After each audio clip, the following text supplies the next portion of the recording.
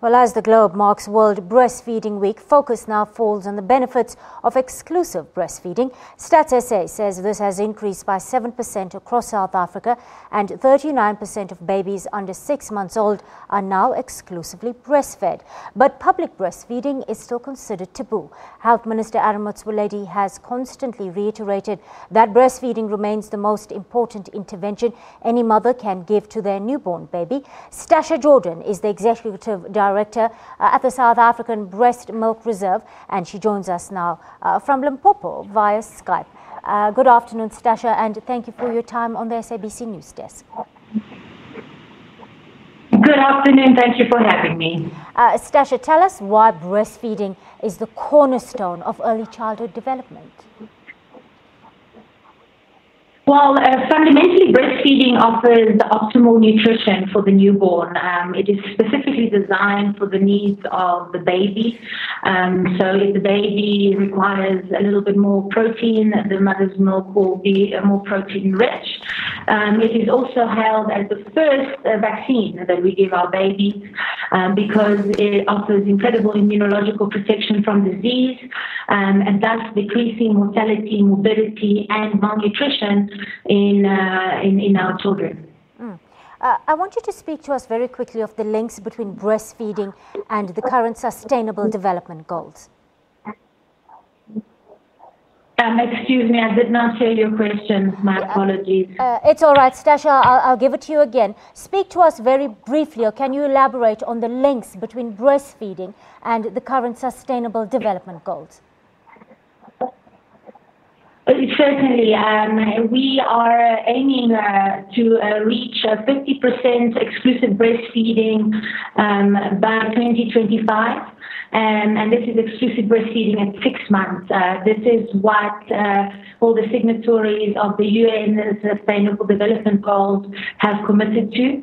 And whilst we have, in fact, grown the overall access of breast milk to infants across the country, we have not necessarily been able to increase exclusive breastfeeding at 6 months.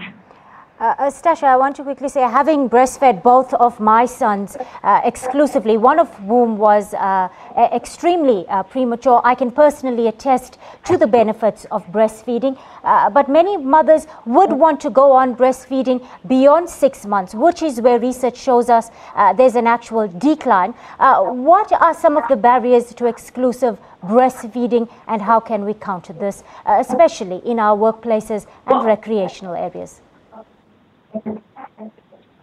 Absolutely. So fundamentally, currently what we see when we observe the statistics closely is that we have a high rate of initiation of lactation. However, around the 8-week or the 12-week mark, we see that a lot of women who will be returning to work will opt out of breastfeeding. So we need to create enabling work environments. We need to protect through improved legislation for paid maternity leave up to 6 months, which will then lead to exclusive breastfeeding practices. Past the period of 6 months, exclusive breastfeeding falls away. We begin to practice complementary feeding. However, up to 6 months, for breastfeeding to be exclusive, it also needs to be economically viable.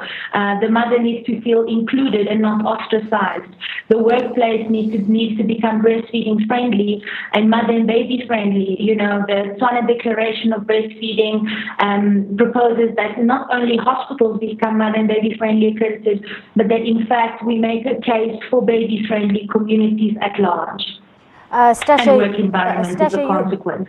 You're right now in Limpopo and you're embarking on a very exciting initiative called 67 Litres of Breast Milk Campaign. Just elaborate a little bit for us and tell us what we can expect and how do members of public get a hold of you. Sure. So the 67 Litres of Breast Milk campaign was spearheaded by Save the Children in partnership with the Limpopo Department of Health and the South African Breast Milk Reserve.